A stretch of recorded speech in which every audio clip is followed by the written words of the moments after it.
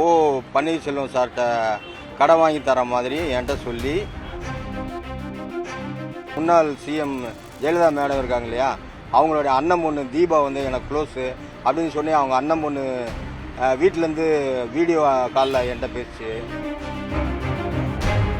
5 கோடி ரூபா கிடைச்சா ஒரு 1000 பேர்த்துக்கு தொழில் தொடங்குறதுக்கு உதவியாக இருக்குங்கிறதுக்காக நான் அந்த கனவுல இருந்தேன். அந்த கனவுல இந்த அம்மா வந்து என்னுடைய 30 லட்ச ரூபாயும் வாங்கிட்டு என்னை நடுத்தெருவில் நிற்க வச்சிருச்சு. நான் சேலம் மாவட்டத்தை சேர்ந்தவன்.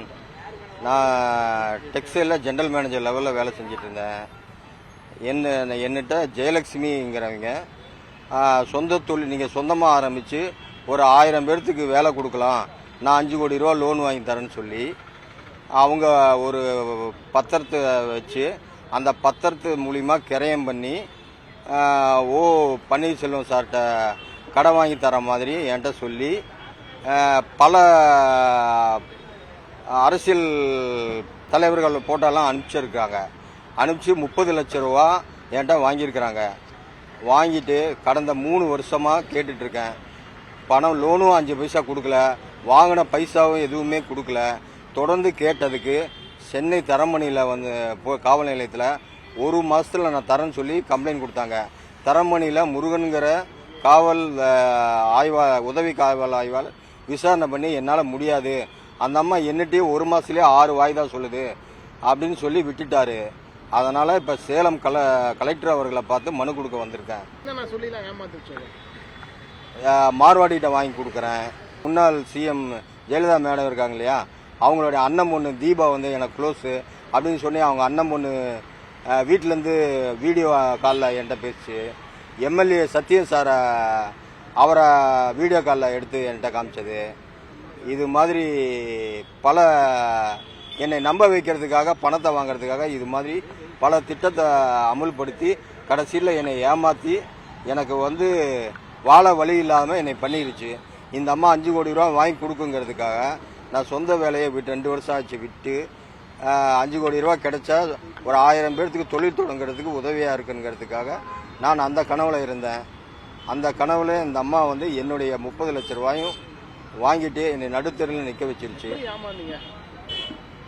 சார் அந்த அம்மா வந்து அது மாதிரி பேச்சுகள் வந்து பெரிய பெரிய அரசியல் தலைவருடைய வீடியோ காலில் வர்றது, ஜெயலலிதா அண்ணன் மகள் இருக்காங்க இல்லையா தீபா மேடம், அவங்க வீட்டிலேருந்து ஃபோன் காலில் வர்றது, எம்எல்ஏ சத்யன் அவர்கிட்டருந்து வீடியோ காலில் வர்றது, அவரை காட்டுறது, இது மாதிரி பல நடவடிக்கைகளில் அந்த அம்மா சொன்னதுனால தான் நான் அந்த அம்மாவை நம்பி 30 லட்ச ரூபா கொடுத்தேன்.